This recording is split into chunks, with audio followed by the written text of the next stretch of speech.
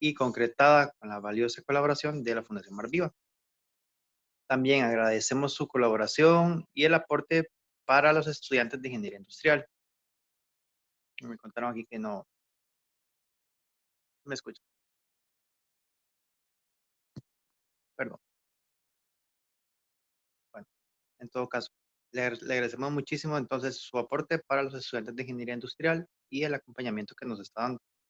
Estoy muy seguro de que será efectivamente un espacio de muchísimo aprendizaje y se les recuerda adicionalmente de parte de la asociación que los estudiantes de Ingeniería Industrial quieran convalidar sus horas de conferencia, por favor, recuerden quedarse hasta el final de la charla y llenar el formulario que se les pasará a través del chat de Zoom en el tiempo pertinente. Por último, vuelvo a externar mi agradecimiento. De verdad, este es un esfuerzo muy grande que están haciendo las chicas y ya les cedo el espacio para que podamos continuar. Muchas gracias. Muchas gracias, Carlos, perdón. Antes de comenzar, les solicitamos de la manera más respetuosa mantener sus micrófonos silenciados y sus cámaras apagadas. Si quisieran realizar algún comentario o pregunta, pueden escribirla aquí en el chat de Zoom, o bien, si nos acompañan desde el Facebook de la Asociación de Estudiantes de Ingeniería Industrial, la pueden realizar por ese medio. El conversatorio estará siendo grabado y estará disponible en el canal de YouTube de No Quiero Comer Plástico posteriormente. Ahora me gustaría explicarles un poco de la dinámica del webinar de hoy. Primero, comenzaremos con la intervención de Alberto, donde nos contará su experiencia y profundizará acerca del tema del webinar. Este es un webinar un poco más participativo, entonces Alberto les estará pidiendo que participen. Y las preguntas que Alberto no conteste durante la charla las tendremos al final en una sección de preguntas. Les agradecemos que envíen todos sus comentarios y todas sus preguntas y que participen activamente. Sin más preámbulo, le cedo la palabra a Alberto para que inicie el webinar. Muchas gracias, Alberto. Gracias, Irina. Gracias a Carlos y a los estudiantes de la Asociación de Ingeniería Industrial y en general a la gente de la Universidad de Costa Rica. Nuevamente, mi nombre es Alberto Quesada, soy asesor de incidencia política de Fundación Mar Viva. Voy a compartir la pantalla en este momento. Un segundo, por favor. Y me confirman si se ve bien. Necesito que dejen de compartir pantalla para poder compartir pantalla. Por favor. No hay nadie compartiendo, ¿verdad? Qué raro. Vamos a ver. Listo. Ya se ve. Ok, por favor me confirman si se ve en grande. Sí. Listo. Ok, muchas gracias. Y también voy a agradecerle a todas y a todos los que están participando. A esta hora del día también entiendo que es parte de sus obligaciones y igual trataremos de que el tema sea lo más ameno. De ahí que comentaba con Irina y con los demás compañeros que nos gusta que haya alguna participación. Me gustaría hacer algunas preguntas que podemos ir conversando. O sea, me lo pueden poner en el chat como para ir guiando la conversación. Y trataré, bueno, de tomar todos los temas, de tocar todos los temas que tengan más interés. El tema de la contaminación por plásticos es un tema muy amplio. Creo que ya todos y todas conocen de alguna forma alguna de las manifestaciones del problema. Desde Fundación Mar Viva, nos hemos abocado a través de nuestra campaña Chao Plástico Desechable a un mensaje muy contundente que es la reducción en el uso y en el consumo. Nuestro mensaje no está en mejorar el reciclaje, que bien tiene que ser mejorado, pero nuestros enfoques no están en ese ámbito. Bueno, vamos a tratar de abordar algunos de estos temas. Parte del contenido en aras de la transparencia, voy a pasar muy rápido por quién es la fundación, qué es el plástico, y eso lo iremos respondiendo a través de un enfoque del ciclo de vida del material, es decir, desde que se produce hasta que se convierte en desecho. A través de eso veremos qué está pasando en el mundo, qué está pasando tal vez en Costa Rica, de alguna forma, y los impactos en los océanos. La Fundación Mar Viva es una organización no gubernamental sin fines de lucro. Tenemos oficinas en Colombia, Panamá y Costa Rica y nuestra misión es impulsar, promover el uso sostenible, el uso sostenible y la conservación de los espacios y recursos marinos costeros. Trabajamos en diferentes temas. Aquí estamos en el área de contaminación marina, también trabajamos temas de turismo, pesca responsable. Para quienes están enterados, ahorita estamos en plena discusión nacional relacionado a un tema de a un arte de pesca específico que es el pesca de camarón por redes de arrastre, donde hay una gran discusión a nivel nacional y específicamente a nivel legislativo, temas de navegación y otros temas atinentes a la conservación marina. Específicamente en esta zona que pueden ver por acá, que es lo que se llama el Pacífico Este Tropical. En el área de contaminación marina nos hemos dedicado a esencialmente promover las reformas legales o el fortalecimiento normativo a nivel nacional con proyectos de ley. Prácticamente en todos los proyectos de ley aprobados en el país, Marviva ha formado parte de la discusión y hemos tratado de apoyar técnica y científicamente las discusiones, tanto en Colombia, en Panamá y en Costa Rica. Igual lo hemos hecho a nivel local. Hay diferentes gobiernos locales en los 3 países que han emitido, de acuerdo a las potestades que les permite su ordenamiento jurídico, normativas para regular de alguna forma el tema del plástico y todo el tema de sensibilización y comunicación a través de nuestra campaña Chao Plástico Desechable, que es muy claro y, como les decía, contundente. Buscamos reducir el uso y el consumo. Al final es un cambio de hábitos. Antes de preguntarles, y bueno, entiendo que hay un giveaway de varias cosas. Quisiera invitar un poco más a la participación. Hay un bolso que se puede rifar al final. Si hay alguna participación, pues entre los que participan de pronto se puede dar. Si no, igual desde Marviva tenemos botellas que también les podemos regalar. Y con esto buscamos un poco chantajear la participación para que sea un poco más dinámico. Y aquí paso a preguntar, que nos cuenten qué es el plástico o qué consideran ustedes que es el plástico. Eso es una pregunta que he hecho por 6 años y siempre me encanta y me ha gustado ver las opiniones de las personas cuando le preguntamos qué es el plástico. No sé si, a ver cómo hago para ver aquí el chat. No puedo ver. Vamos a ver. Alejandro dice que es un material fácil de moldear. Sí, esa es una de sus características. Efectivamente, esa es una de sus grandes ventajas. Y antes de empezar a hablar del problema, vamos a hablar de por qué el plástico llegó como llegó a donde estamos. El plástico es un material maravilloso, es una invención. Lograr producir plástico, tardamos algunos decenas de años intentando producir lo que hoy conocemos como el plástico. Es a inicios de los 1800, a finales de los 1800, donde se empiezan a ver las primeras aplicaciones de algo parecido al plástico o a un polímero, y es hacia finales de la Segunda Guerra Mundial donde ya podemos señalar que es un material ya manejado, ya tenemos claro cómo funciona y a partir de ahí es el boom del plástico. Es maravilloso porque, como dice Alejandro, y Crystal también señala, son pequeños trozos de plástico que envuelven o sujetan productos, refiriéndose al plástico de un solo uso.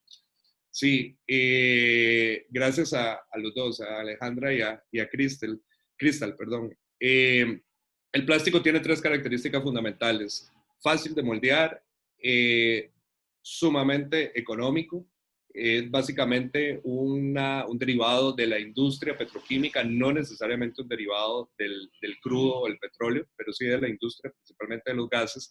Y una de sus grandes características, y que lo hizo maravilloso, es que es indestructible, prácticamente. Y cuando decimos indestructible, quiere decir que es no biodegradable. Y es que cuando se estaba intentando inventar el plástico, se estaba trabajando en su creación, lo que se estaba buscando era precisamente un material que fuera inmune al ambiente, que no pudiera ser destruido o corroído de alguna forma por el ambiente, es decir, que no fuera biodegradable. Y esa es una de las cosas que lo hizo maravilloso, porque en aquel momento pudimos dejar de usar hierro, acero, vidrio, madera y fibras naturales. Estoy hablando hace muchos años, hace ya casi 100 años, y ya ahora tenemos la posibilidad de crearlo nosotros mismos, de crear un material que nos permitiera 1000 aplicaciones, millones de aplicaciones, todo literalmente lo podemos hacer en plástico, pero que además iba a ser indestructible, iba a ser para siempre. Y ahí es donde empiezan los grandes problemas, porque al ser indestructible y al ser para siempre, pero además ser muy barato y tomarlo para aplicaciones de un solo uso, ahí ya la fórmula no nos da, porque entonces empezamos a producir una serie de materiales, de aplicaciones de plástico, que si bien son para toda la vida, su uso comercial es de pocos minutos, pocas horas o incluso pocos segundos. Y es que a través eso es solo un ejemplo, a través del ciclo de vida. ¿Y qué nos referimos con el ciclo de vida? Es el análisis del material a través desde que nace hasta que muere. Es decir, desde su extracción y transporte, su refinación, su fabricación, su uso comercial y cómo se gestiona. Aquí esto simplemente es una referencia a algunos estudios que señalan dónde hay posibilidades de contaminación al ser humano a través de cada uno de esos enfoques del ciclo de vida. En este tema no hay acuerdo aún a nivel de la academia ni a nivel de organismos internacionales, pero sí hay suficientes indicios para seguir investigando, que justifican la investigación en la afectación a la salud. Los orígenes del plástico están, como les decía, hacia finales del 1800 y hacia finales de la Segunda Guerra Mundial, ya su uso más comercial. Pongo la foto de un elefante porque curiosamente la primera aplicación a finales de los 1800 fue un concurso que hizo un filántropo que quería proteger a los elefantes de la caza y dijo que quien le trajera un sustituto al marfil o lo más parecido a marfil iba a dar un premio. Es decir, si se quiere, la invención del plástico pasó por algún interés ambiental o de conservación. Curiosamente hoy es uno de los grandes problemas en temas ambientales. En 1955, la revista Life, en su portada, hacía alusión de forma positiva al modo de vida desechable. Y aquí está la foto de aquel momento donde vemos a una familia literalmente desechándolo todo, porque por alguna razón, y los que somos un poquito más viejitos y viejitas, recordamos que durante los 90 especialmente, la promoción de lo desechable era sinónimo, por decirlo así, de calidad de vida. Entre más, y bueno, eso es todavía, entre más usted pueda consumir, mejor o más exitoso va a ser. Esa es como la idea, sobre todo en el mundo occidental capitalista en el que estamos envueltos. Y la sociedad del consumo, de tener cosas, de acumular cosas, tiene aparejada su gran contraparte del desecho. Porque el problema del plástico, además, no solo es un problema, digamos, del desecho del plástico, es un problema, además, común a la mayoría de las cosas desechables.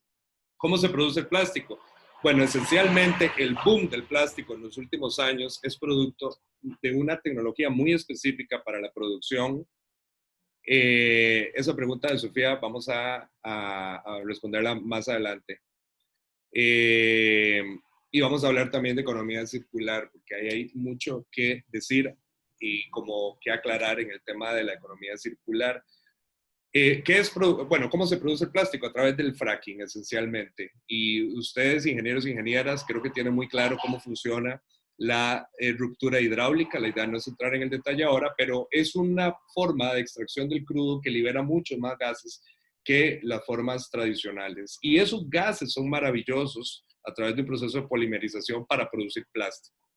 El crecimiento, y desde que el presidente de los Estados Unidos, Donald Trump, levantó la moratoria a la industria del fracking en los Estados Unidos, el aumento en la producción del plástico es del 25 al 30% anual. Eso quiere decir que es una de las industrias, o ha sido una de las industrias más lucrativas. De hecho, la industria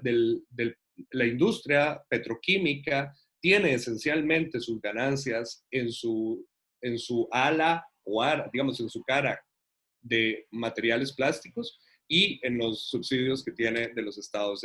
Eso ya nos quiere decir que para la industria petroquímica de pronto el plástico puede ser mucho más importante que el mismo combustible fósil, como lo era hace algunos años, para que vean, digamos, un poco a nivel global cómo se está moviendo, digamos, los actores y cómo se está moviendo la gente, por decirlo así, interesada en que el plástico se siga produciendo.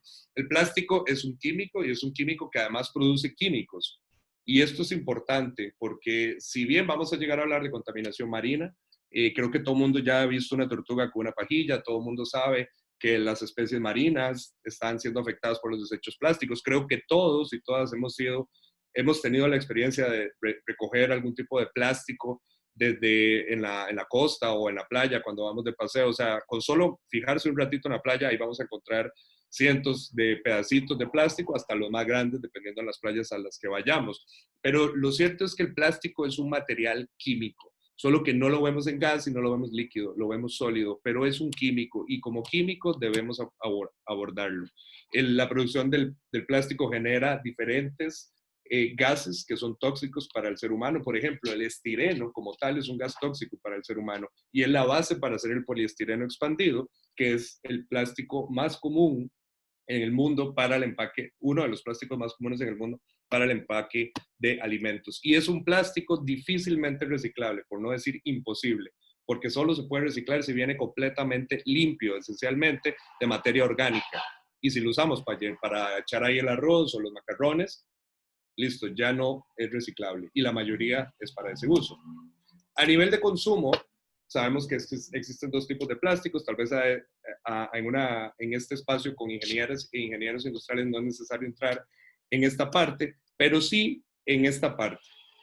Tiene que ver con la forma química. ¿Perdón? Bueno, parece que alguien iba a decir algo.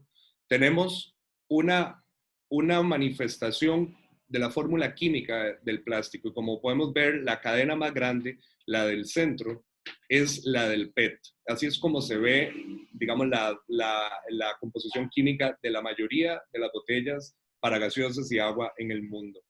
Lo que vemos a la izquierda son a través de los enlaces, perdón, las moléculas originales, el gas, como se veía originalmente químicamente y cómo vemos el sólido a la derecha. Y es que eso es sencillamente una representación visual que nos permite ver el tamaño de la cadena. Y ese es uno de los grandes problemas del plástico. Ahí es donde es básicamente indestructible, porque las cadenas del polímero artificial hecho por el ser humano son tan grandes que no existe microorganismo en el ambiente que sea capaz de romperlas. Y esto es importante porque la forma química en la que se ven los bioplásticos o los plásticos de origen biológico es básicamente la misma. Así que sin importar, y esto es un mensaje muy claro, sin importar el origen del polímero, sea el petroquímico como el 99% o de almidón o de ácido láctico, no va a ser biodegradable y menos va a ser biodegradable en un ambiente natural. A nivel de consumo, podemos ver que estamos consumiendo alrededor de 500 millones de toneladas de plástico al año. Eso es muchísimo, eso es muchísimo. Y lo más importante es que, o lo más que llama la atención, es que el crecimiento de este consumo, producción y consumo de plásticos, la mayoría se ha dado en los últimos 10 años. Eso quiere decir que de las 8.300, más de 8.300 millones de toneladas que se han producido en toda la historia de la humanidad de plástico, más del 50% se han hecho en los últimos 10 años. Eso quiere decir, y se ve muy bien en la gráfica, que el consumo es totalmente exponencial. Y así la generación de los desechos, porque todo plástico producido sigue persistiendo y existiendo en el ambiente.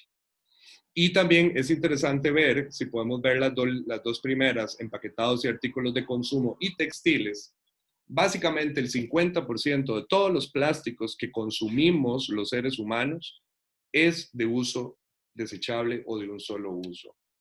Eso quiere decir que nosotros, y ese es el gran problema, ese 50%, nosotros aquí no estamos hablando del plástico. Sí, Sofía, ya te menciono los datos a nivel nacional. Estamos hablando de la industria médica, no estamos hablando de la industria aérea o aeronáutica, es decir, si hoy no existiera el poliestireno, las refrigeradoras no serían tan accesibles como lo son en el día de hoy. Eso es uno de los grandes aportes positivos del plástico. Pero ese es el 50% más o menos no de un solo uso, porque al final todo termina siendo de un solo uso. La diferencia es en el margen del tiempo. A nivel de bioplásticos, les mencionaba que ese es un tema más reciente o más de discusión en los recientes años. Aquí me voy a referir nada más a que los bioplásticos y si tienen consultas podemos verlas al final o me las pueden poner ahí de una vez. El bioplástico o el material producido como promocionado, perdón, como bioplástico o plástico de origen biológico, o a algunos que se atreven a más, a una mentira más grande, que es decir, plástico biodegradable, no es biodegradable y nunca lo va a ser. Algunos plásticos muy específicos, como el PLA, pueden ser compostables con ayuda industrial, es decir, en instalaciones industriales. No así en el ambiente, y en ninguna de las etiquetas, bueno, recientemente algunas sí lo están incluyendo, en ninguna de las etiquetas realmente viene eso claro. Casi todos los plásticos que se autodenominan biodegradables o bioplásticos solo dicen eso. Plástico, bolsas de plástico 100% biodegradables, pero no hacen ninguna mención a sus condiciones. Hay que devolverse a ver el certificado chiquitito, ir a buscarlo para darse cuenta que se refiere a instalaciones industriales que no existen en Costa Rica y que no existen en ninguna parte del mundo. ¿Por qué? Porque el bioplástico, por ejemplo, el PLA, no se puede compostar en los procesos de compostaje orgánico. Necesita su propia instalación y eso no es rentable en este momento. Eso lo dice la OCDE, la Organización para la Cooperación y el Desarrollo Económico, donde Costa Rica recientemente es parte. También tenemos otros tipos de plásticos que se promocionan como biodegradables, que yo creo que ya todo el mundo tiene seguridad de que no lo son, como los oxodegradables, o en Costa Rica entran con el nombre comercial oxo biodegradable, que eso es un mix entre un polietileno normal, un plástico, un polímero tradicional de la industria química, con un aditivo mágico, porque así le llaman, D2W, que se le agrega y que hace que algunos de esos enlaces desaparezcan más rápido, pero no desaparecen por completo. De hecho, este material es mucho más peligroso en el ambiente cuando se convierte en desecho que el plástico tradicional, porque este se descompone en micro y nanoplásticos mucho más rápido que el plástico tradicional. Y les mencionaba a nivel gráfico, simplemente la manifestación, a la izquierda se ve la molécula sencilla del ácido láctico y a la derecha la del ácido poliláctico. Y ustedes que están mucho más familiarizados que nosotros que trabajamos en temas sociales con temas de ciencias exactas podrán saber que esas rayitas onduladas implican que ahí sigue la cadena. Es decir, químicamente entre el plástico promocionado como bioplástico biodegradable y el plástico de origen petroquímico no hay gran diferencia. No hay gran diferencia en su tamaño y esa es la razón por la cual no es biodegradable. Existen algunos tipos de plásticos promocionados como bioplásticos o biodegradables, el PLA, PHA, PDPT, que es un PET ahí, que es el de las botellas más o menos hecho con algunas cosas biológicas. Y aquí también es importante mencionar algo. Si nosotros queremos promover el uso el aumento de la recuperación y el reciclaje, promover el uso de bioplásticos es literalmente dispararse en el pie. ¿Por qué? Porque uno de los grandes problemas, lo vamos a ver en un ratito, de la recuperación y el reciclaje del plástico es que necesita recuperarse de manera diferenciada. Solo una botella de agua con alguna gaseosa requiere 3 procesos diferentes de reciclaje porque son 3 tipos diferentes de plásticos. Ahora imagínense una botella de PLA, que próximamente una de las grandes compañías costarricenses de origen nacional va a empezar a cambiar sus botellas por PLA. Esas botellas no se pueden reciclar con el PET. Entonces ahora duplicamos el problema, literalmente. Y esto es algo que nosotros hemos estado llamando la atención y hemos impulsado, hemos estado buscando que se regule tal, y mencionaba Sofía, tal como se está regulando en la Unión Europea. Todos los plásticos de origen biológico son tratados como plásticos comunes y corrientes. Si hay una prohibición de bolsas de plástico, son todas las bolsas, sea de almidón, sea de agua bendecida en el Tíbet, o sea de polietileno, queda prohibida por la legislación porque todos los plásticos tienen el mismo impacto en el ambiente.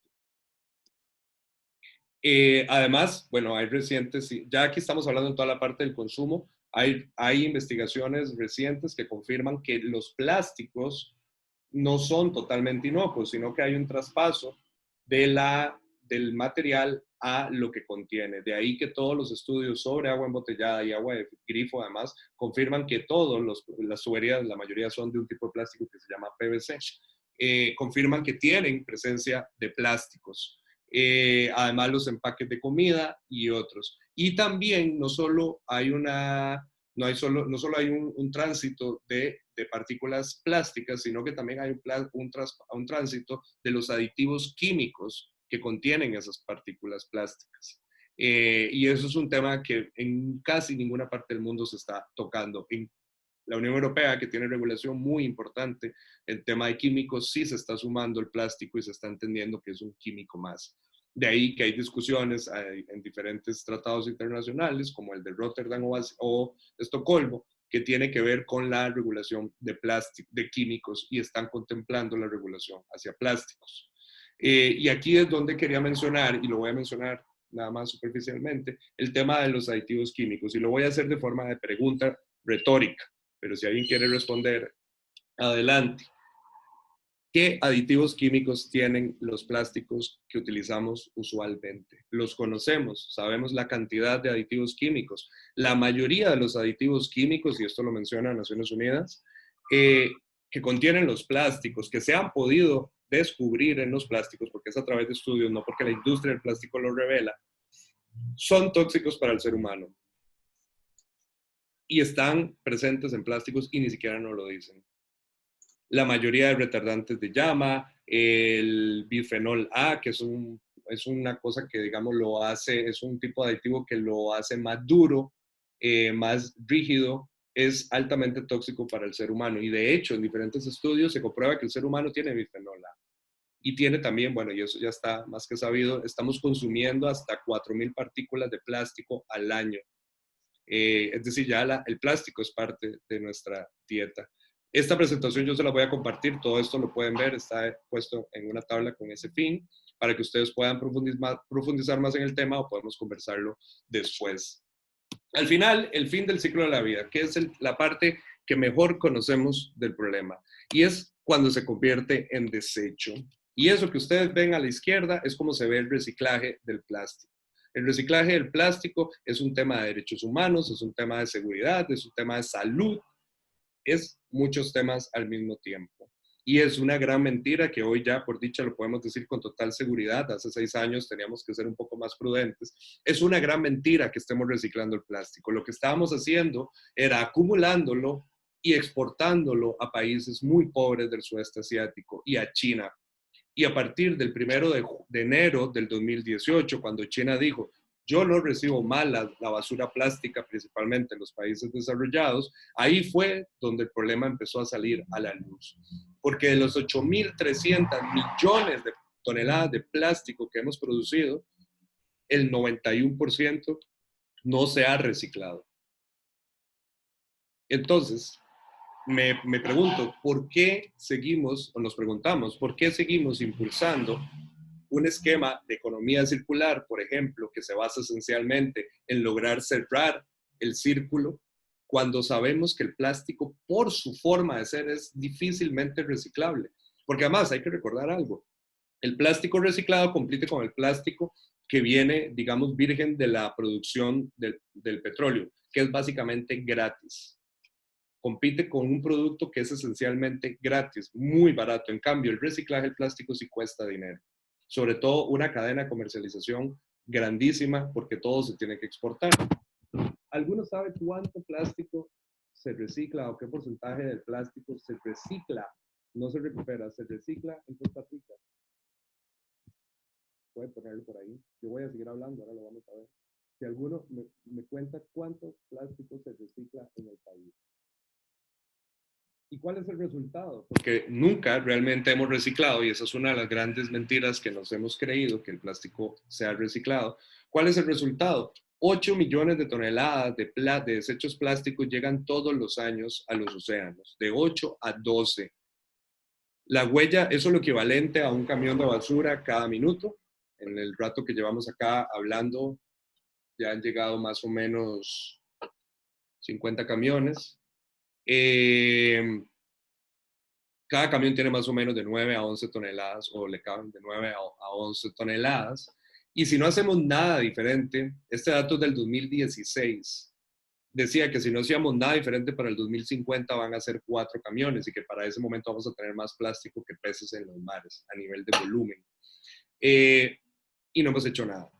Realmente no hemos hecho nada estructural. Las leyes que se han aprobado a nivel internacional, las normativas o a nivel nacional apenas si rasgan el problema. Hace un año la Asamblea Legislativa aprobó un proyecto de ley para prohibir las pajillas como gran logro. Las pajillas básicamente ya casi nadie consume ni pide. Era como prohibir algo deshabilitado o algo desactualizado. Y es importante mencionar que la mayoría de estos desechos plásticos provienen de tierra firme. No necesariamente, porque eso es mucho lo que menciona la industria, provienen de redes fantasma. Sí es un porcentaje muy importante y requiere una regulación importante el tema de las redes fantasma, las redes de pesca, pero proviene de tierra firme y es ese 50% de uso desechable o de un solo uso que mencionábamos. En Costa Rica, solo a nivel de botellas, producimos 600 millones de botellas al año. Desen una idea del impacto de eso. Nuestra huella de plástico son más o menos de 120 a 250 toneladas de desechos plásticos diarios. Y ojo, esto es lo que queda directamente en el ambiente, lo que no es tratado, lo que no es recolectado por un camión, lo que no se separa. Esta es la huella de Costa Rica directamente en el ambiente, que son más o menos de 12 a 15 camiones de basura al día. 5 millones de habitantes, 2 millones y medio de población económicamente activa. Esto es lo que genera en un país tan pequeño como el nuestro. Voy a dejar una pregunta ahí de un tema muy aparte. Quiero que alguien me cuente qué tamaño es Costa Rica, cuál es el área, cuántos kilómetros cuadrados está compuesto Costa Rica, para ver si estamos al día con ese dato también. A nivel de reciclaje, datos también nos mencionan, solo en el 2013, el 2% de lo que fue recolectado, el 2% fue lo que fue efectivamente reciclado. Eso quiere decir, y una vez más se comprueba que el plástico es difícilmente reciclable, porque, de nuevo, así es como se ve. Esto es en Bangladesh, es una foto tomada en Nat Geo, y muchas de, bueno, no literalmente lo que se ve ahí, pero gracias, Estefano, por tu respuesta. Ahora vamos a hablar de eso. Es un poquito más grande Costa Rica. Lo que pasa es que hacemos una diferencia que no entiendo por qué, pero hacemos una diferencia, pero es bastante más grande que eso. Pero bueno, eso que ven en la pantalla es como se ve el reciclaje del plástico. Como ven, es un problema serio de salud, de seguridad y claramente de derechos humanos. No sé si alguien tiene alguna pregunta en este momento, ya casi voy a mencionar algunos datos de Costa Rica. Si alguien tiene algún comentario. A nivel, como les mencionaba, el plástico esencialmente en nuestros países y en los países más desarrollados, pues, el plástico se recupera y se exporta como desecho. Nosotros exportamos en Costa Rica cerca del 95% del plástico que se recupera. Solo un 5% lo que es, perdón, un 5% lo que se recicla efectivamente en el país, que son más o menos 9,000 toneladas al año. De lo que producimos, eso es nada. Eso es absolutamente nada. La tasa de reciclaje del país a este año en general de todos los desechos es más o menos del 2.5 de todos los desechos. En el plástico es más o menos del 1.5. El 1.5 lo que se recupera, la mitad de eso se exporta, la otra mitad se queda acá. Así era el dato. Señala Michael Febe que ¿por qué el plástico reciclado se utiliza en productos de menor calidad? Bueno, ese es uno de sus grandes problemas también, y es que el plástico a nivel de reciclaje químico no da para que el material sea un reciclaje perfecto de uno a uno. De una botella de vidrio usted puede reciclar y sacar otra botella de vidrio. Para producir una botella de plástico reciclada usted necesita hasta 3 botellas. Y además es importante mencionar que eso es limitado. La cantidad de veces que una botella puede ser reciclada, la tecnología ha mejorado, Se habla de 1, 2, hasta 5 veces. Porque también con este tema en general, con el tema del plástico, tenemos un serio problema de transparencia. Y es que realmente los que están, tomando las decisiones y quienes estamos tratando de incidir en esos procesos de toma de decisión, no sabemos tanto del material, solo vemos sus impactos, como la misma industria. Y la industria tampoco ha sido transparente en cómo colaborar, en cómo mejorar estos tipos de procesos. Más recientemente, producto de las presiones, se está, digamos, portando un poquito mejor. A nivel país o internacional, Marviva está participando, tiene conocimiento de proyectos de etiquetado ambiental. Sí, voy a dejar eso para el final porque es un tema amplio, pero sí, en el país está, en Borrador se está trabajando un proyecto de reglamento para el etiquetado, principalmente de productos de plástico de origen biológico, que tenemos igual el mismo cuestionamiento que le tenemos al plástico en sí, porque, bueno, ya lo vamos a ver al final, etiqueta algo que no es totalmente transparente. Y esto es un dato que conseguí el día de hoy, solo para que veamos un poco, digamos, la interrelación del problema. Estos son datos de Estados Unidos, que es el gran productor y consumidor de plástico junto con China. Y era el gran exportador de desechos plásticos al sudeste asiático y que se ha visto en un enrollo desde que China cerró las fronteras y otros países del sudeste asiático también lo han ido cerrando a los desechos plásticos. Se advertía hace más o menos 2 años y se insistió hace 1 año que una vez que cerraran los mercados del sudeste asiático a los desechos plásticos, poco a poco iban a empezar a buscar otros mercados, porque sencillamente no se puede tapar.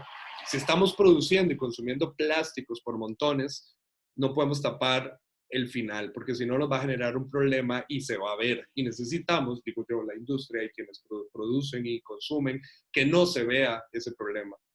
Entonces, ahorita, en este momento, se está negociando un tratado de libre comercio entre Estados Unidos y Kenia, y una de las condiciones más importantes que está poniendo Estados Unidos a este tratado de libre comercio es que acepten el ingreso de desechos plásticos, o sea, convertir a Kenia en un país de botadero de desechos plásticos, como ya lo son muchos de estos países de desechos electrónicos. De hecho, un informe de la Policía Internacional Interpol señalaba y señala de hace 2 meses más o menos, da indicios de una alerta importante porque hay tráfico ilegal de desechos plásticos.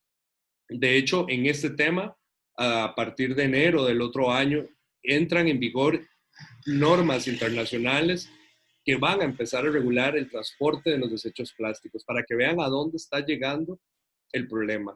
Y el siguiente mercado que sigue después del africano es el latinoamericano. Y como lo pueden ver en la mitad del slide, Ecuador se está convirtiendo ahora en uno de los mercados más importantes para recibir desechos plásticos. Y Ecuador no tiene ni industria de reciclaje del plástico, para que se den una idea, o una industria robusta. Nosotros, Costa Rica, recibimos desechos plásticos de Panamá y nosotros tampoco tenemos industria del plástico, de reciclaje del plástico. ¿Qué pasa con ese plástico? ¿A dónde se está metiendo? ¿A dónde lo estamos, bueno, espero no quemando? ¿O se está exportando a otros lugares donde probablemente se queme? Porque la mayoría a este momento de la gestión de los desechos plásticos para reciclaje en el sudeste asiático es incineración. Así ha sido. Tengo a Susan mencionando algo sobre las bolsas. Con respecto a lo que mencionó el bioplástico, lo que es el greenwashing, quiere decir que entonces todas aquellas bolsas o productos que dicen ser de almidón, yuca, maíz, otros no es del todo cierto que sean eco, no hay ahorita, entonces una alternativa 100% bio. Sí, la alternativa 100% bio son fibras naturales. Lo que pasa es que nos enfrentamos a otro problema después de deforestación o demás, pero sí, el papel, el cartón, el vidrio, el aluminio, de cierta forma, tiene igual algunos impactos, pero son algunas alternativas que hoy existen. Las que hoy se consideran, las que menciona ahí Susan, no es verdad y es greenwashing, y así lo hemos mencionado. Y de hecho estamos intentando algunos procesos legales para el tema de falsa publicidad, pero es bastante complejo porque tenemos que ir a la Organización Mundial del Comercio a riesgo de cometer otro error como el del aguacate hace algunos años del país. Pero sí estamos impulsando precisamente un etiquetado correcto. Y es que ya no digan 100% biodegradables, sino que diga compostables en instalaciones industriales. Y ojalá dijera que no existen en el país, pero bueno, no va a decir eso, pero sea instalaciones industriales, porque siempre se requiere alguna ayuda humana para el compostaje, no la biodegradabilidad, el compostaje de estos materiales alternativos.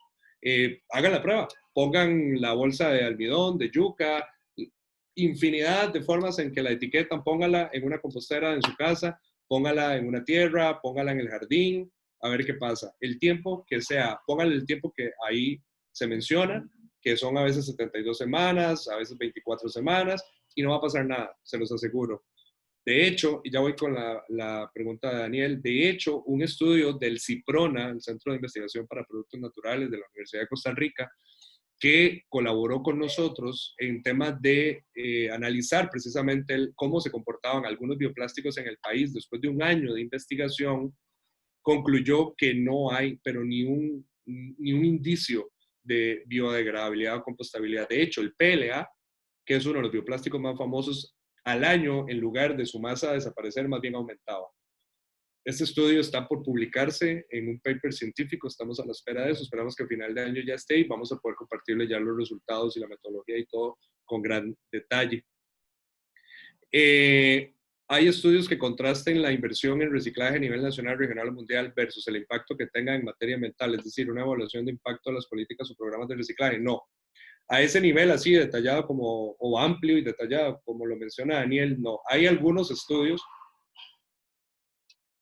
que sí han analizado, y yo se los puedo compartir. En este momento estamos en una discusión a nivel internacional, en un grupo de expertos y expertas en temas de basura marina, donde se está analizando precisamente todo lo que se ha hecho a nivel global en temas de reciclaje, esencialmente, y eso con gusto se los puedo compartir.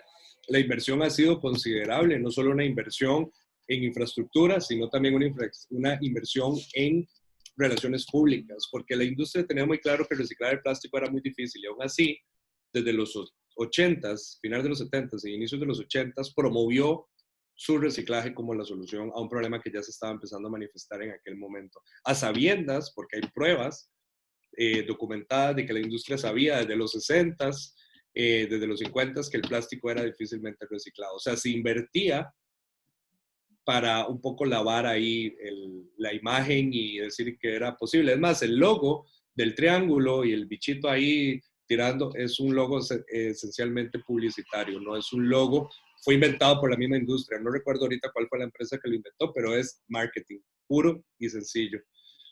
Pero podemos compartirlo con más detalle, Daniel. Eso ya se sale bastante el tema, pero es muy interesante y eso es parte de la base para tomar las decisiones. A nivel país, ¿existe alguna legislación que regule el contenido del etiquetado y su veracidad con respecto al nivel de biodegradabilidad? No. Precisamente eso es en lo que está ahorita trabajando el MINAI, el Ministerio de Salud. Todavía hay algunas cosas por resolver en ese etiquetado, pero así como usted lo menciona y como lo hemos mencionado nosotros, no hay. En la Unión Europea sí hay, que ellos suelen hacerlo todo bastante bien y en ese tema lo han hecho bastante bien, pero en el tema a nivel de Costa Rica no. Ya les voy a mencionar las leyes que están en Costa Rica a nivel general aplicadas. Voy a avanzar un poco acá para ir terminando. Además, el reciclaje tiene un problema que es importante. Acuérdense que el plástico tiene el polímero base, que es el gas que se polimeriza y se hace plástico, pero hay que agregarle una serie de aditivos. Y hay algunas investigaciones que mencionan que incluso el reciclaje de este material va generando un aumento de estos aditivos y pueden entonces ser tóxicos para el ser humano, ahora sí, sin ninguna duda. Sobre todo porque además no hay transparencia y no hay orden. Entonces se puede estar tomando plástico, por ejemplo, de electrodomésticos o de cosas electrónicas y se recicla y se convierte en juguetes para niños con porcentajes altamente tóxicos, no permitidos obviamente en juguetes, pero que no se hace, digamos, la revisión porque es plástico reciclado. Hay una serie de definiciones que tienen que no es el mismo plástico para uso alimentario que para electrónicos y demás.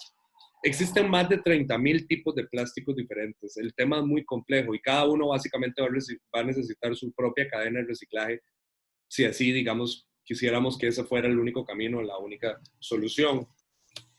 Y por tanto, al final el reciclaje no era cierto, es dificilísimo, es costosísimo, no es biodegradable porque nunca lo ha sido. Y entonces así es como terminamos. Terminamos con más de 600 especies diferentes marinas afectadas por los desechos plásticos. Para el 2050 todas las aves marinas van a estar consumiendo desechos plásticos.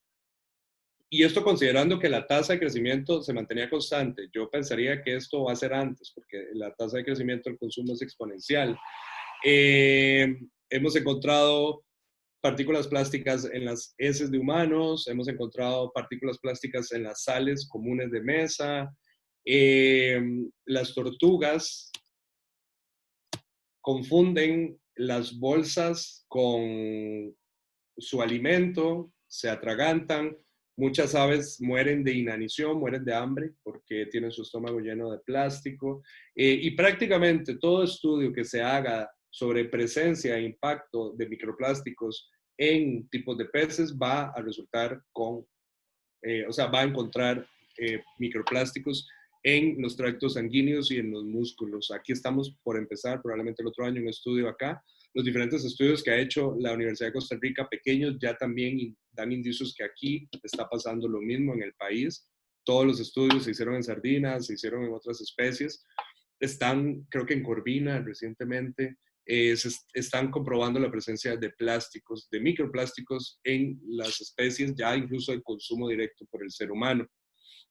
Aquí estas son imágenes que tal vez ustedes han visto y ustedes pueden poner prácticamente en cualquier buscador plástico, afectación, vida marina, van a ver infinidad de ejemplos, algunos bastante crueles. En Netflix hay varias documentales que han reseñado esta parte muy bien, porque creo que esta parte no hay ninguna duda. Estamos matando los océanos, los estamos inundando con desechos plásticos. Y es claro y es importante recordar que nosotros dependemos de los océanos de formas, o sea, a nivel estructural. El océano es uno de los grandes reguladores del clima. El océano nos alimenta no solo a quienes vivimos directamente en la costa, es la base de todas las cadenas alimenticias, y lo estamos inundando de desechos plásticos. Esta es una foto de balsa de Atenas, en uno de los embalses de la Compañía Nacional de Fuerza y Luz. A la Compañía Nacional de Fuerza y Luz le cuesta más o menos 250 millones de colones al año parar operaciones y limpiar esencialmente plásticos de sus embalses. Y eso está ocurriendo aquí, y eso no se ve tan a menudo en los medios, o no lo estamos viendo tan a menudo, pero está ocurriendo. Esto es en el río Piedras Negras, en el cantón de Mora, cuando temporada seca, en época seca, así se ve la parte donde pasa el río, para que se den una idea. Esta foto es vieja, es de hace algunos años, pero para mí la mantengo porque es gráfica y clara de algo que yo no podía imaginarme en nuestro propio país. Estas son otras imágenes de esa misma zona. Y voy a quedar por aquí y yo ya voy terminando esta parte. Quisiera que, si queda tiempo, yo creo que ya no queda tiempo en realidad, podemos avanzar a las preguntas o a los comentarios. Le devuelvo la palabra a Irina y a Carlos y que nos moderen si hay conversación. A mí me encantaría que hubiese conversación.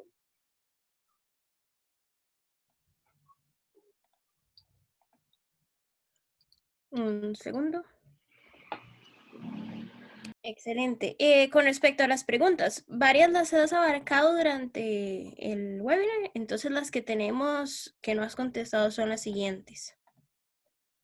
Tenemos una pregunta de Sofía, que no estoy segura si la abarcaste. Dice, ¿qué está haciendo Costa Rica para reducir el uso de plástico? ¿Hay alguna estrategia en la región? Me refiero a algo similar que Europa está aplicando bajo una economía circular. Gracias, Sofía, Irina. Y en Costa Rica hay una estrategia nacional para la sustitución de plásticos de un solo uso por alternativas renovables, compostables y no sé qué. Ese es más o menos el título completo. Es financiada e impulsada por el Programa de las Naciones Unidas para el Desarrollo y en alianza obviamente con autoridades públicas, que es el MINAE y el Ministerio de Salud. Esta estrategia busca básicamente el cambio voluntario de los actores sociales, especialmente los comerciales. Es curioso, esta estrategia está oficializada vía directriz del Poder Ejecutivo, y el presidente de la República salió hace un año y hace 2 años, y creo que este año también, diciendo que, bueno, hace un año, sí, 2 años el expresidente, diciendo que Costa Rica será libre de plásticos de un solo uso para el 2021, amparado en una estrategia de reducción basada esencialmente en el acuerdo voluntario. Eso no tiene sentido. O sea, estamos invitando a la gente a reducir su huella. Eso lo podemos hacer sin ningún tipo legal. Eso lo podemos decir en un medio, podemos invitarlos.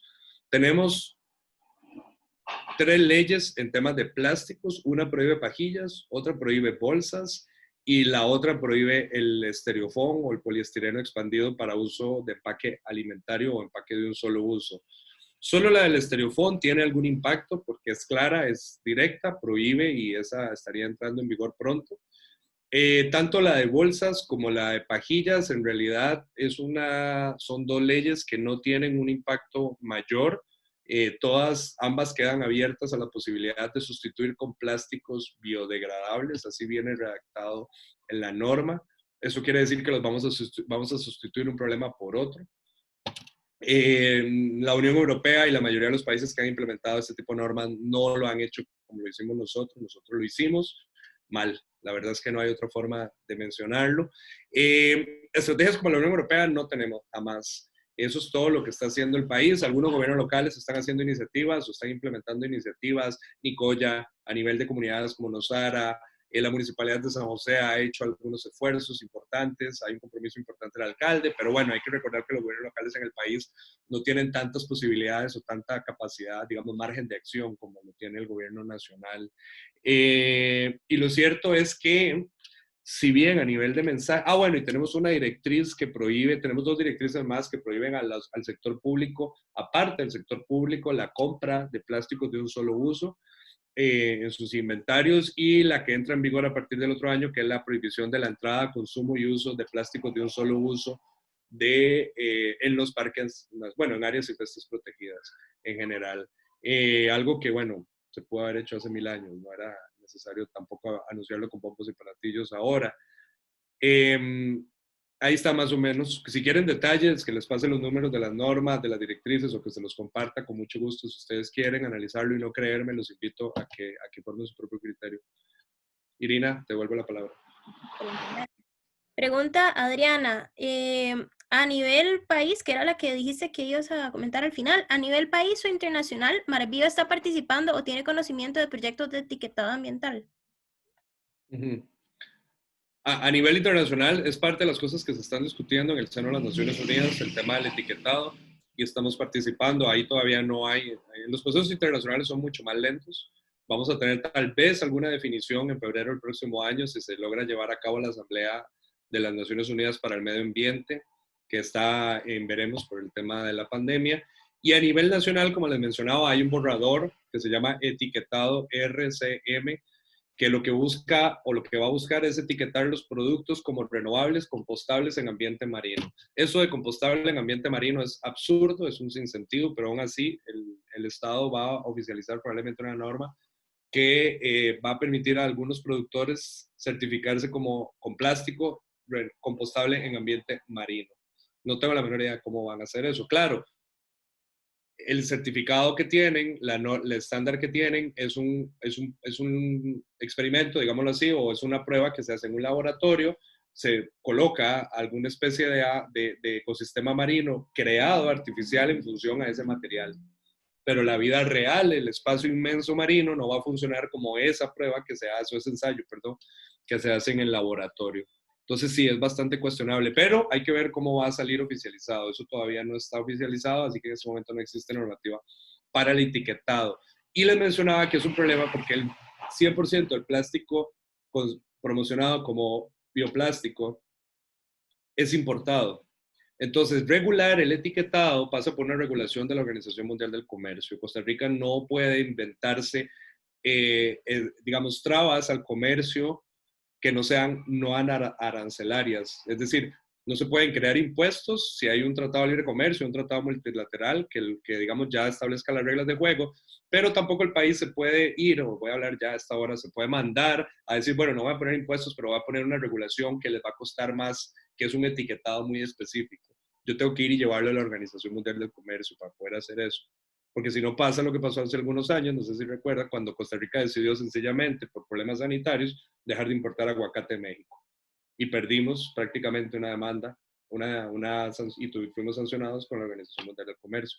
Entonces, por hacer algo bien, nos puede salir muy mal. Excelente, ok. Adriana Roas pregunta, ¿cómo se manifestó Marviva frente al tema de la pesca de arrastre? Vea, esa pregunta me encanta, pero no estamos hablando de pesca de arrastre en este momento. Si quiere ver todo lo que hemos hecho en temas de pesca de arrastre, puede verlo en nuestras redes. Tenemos el Facebook, tenemos el Instagram, tenemos Twitter, tenemos en la página web de Marviva infinidad de estudios relacionados con la industria de la cadena de valor de la pesca artesanal, los estudios relacionados a la condición socioeconómica de la pesca semi-industrial por redes de arrastre. Nuestra posición es contundente en todo caso y es clara, no estamos a favor de reinstalar algo que es nocivo para el ambiente, para las comunidades costeras y para las futuras generaciones. Pero para entrar en detalle, yo no soy la persona autorizada. Con mucho gusto en otro momento. Excelente, muchas gracias. Pregunta Valeria Chévez, si existe alguna otra proyección de otra organización para cuándo Costa Rica se puede convertir libre de plástico. La sociedad, a ver, el modo de vida que tenemos actual en el mundo, todos los humanos, está fundamentado en el plástico. La salud, el transporte, todo, el sexo, todo tiene que ver con plástico. No existe en este momento una alternativa real para el plástico y ese es el core del problema. Así que cualquier país, región, mundo que diga yo voy a ser libre de plástico en X año, miente. O va a retroceder en el tiempo y va a vivir de una forma que pues ya no vivimos más y la gente probablemente no quiera vivir más incómoda de lo que vive ahora. Excelente, muchas gracias. Preguntan Kim y Crystal, que son preguntas similares. Kim pregunta qué podemos hacer nosotros como consumidores y Crystal pregunta qué se debería hacer para contrarrestar o evitar los efectos del plástico, ya que el plástico biodegradable o reciclado no sirve. Ok, bueno, ¿qué podemos hacer nosotros individualmente? Bueno, lo que nosotros podemos hacer individualmente es cambios de hábitos, cambios de consumo. Vaya a su casa y revise dónde están todos, haga un inventario de todos los plásticos que usted utiliza, todos, no solo los de un solo uso, revise todo lo que hay de plástico en su casa y hágase un filtro, una pregunta, ¿qué de todo esto puedo vivir sin esto? ¿Puedo cambiar mi pasta de dientes por una que no sea la que viene en un empaque de plástico, que además probablemente traiga microplásticos? ¿Puedo vivir con otro tipo de pasta? Yo lo intenté y no he podido porque las pastas, digamos, no comerciales tienen un sabor ahí incómodo, pero hay opciones.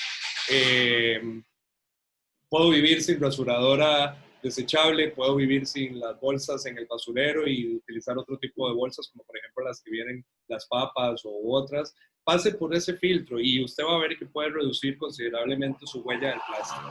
Y eso después, perdón, el ruido, otras personas pueden ver su ejemplo y así va la cadena. Que yo particularmente y de forma individual vaya a resolver el problema de la contaminación por plásticos, no.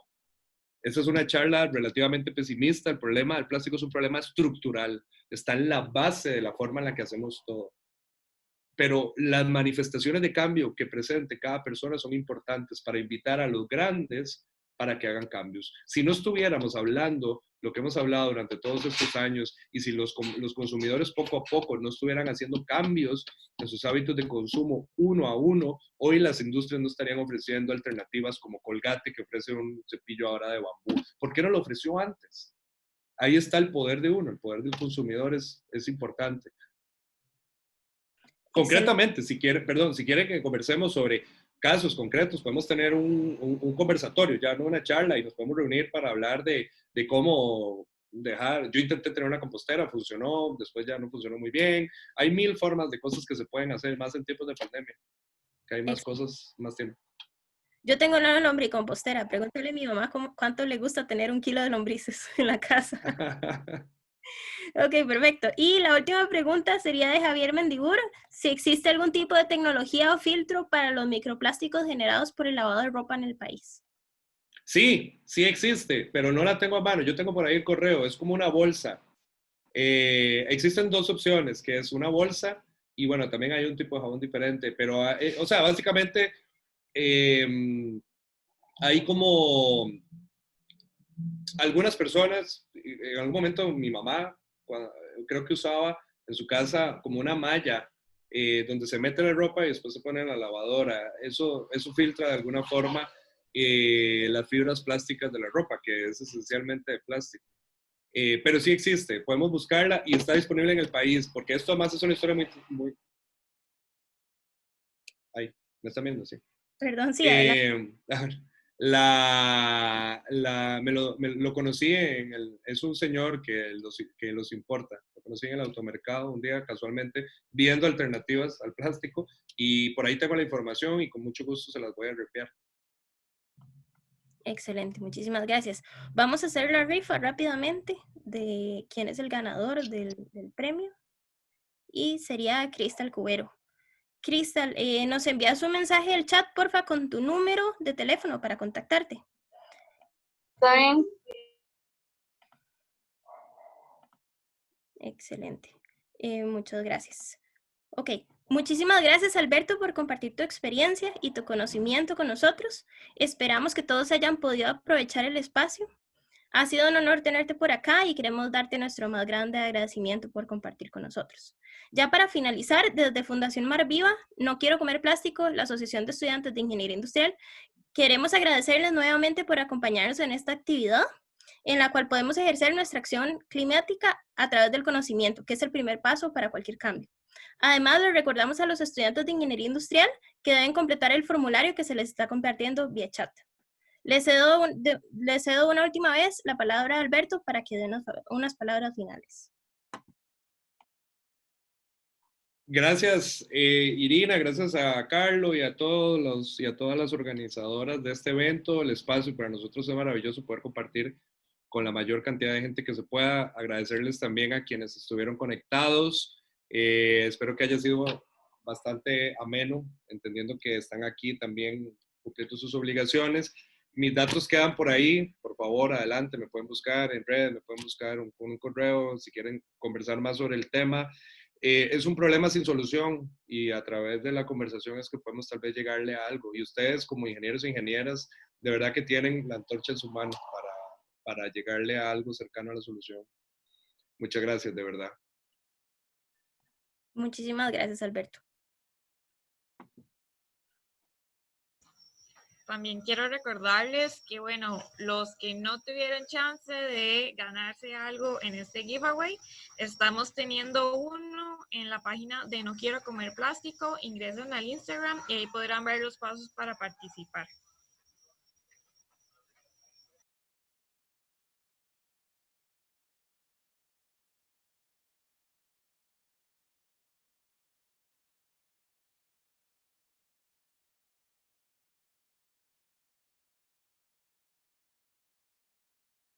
Bueno, muchas gracias, chicas, y muchas gracias a don Alberto por ayudarnos con su tiempo.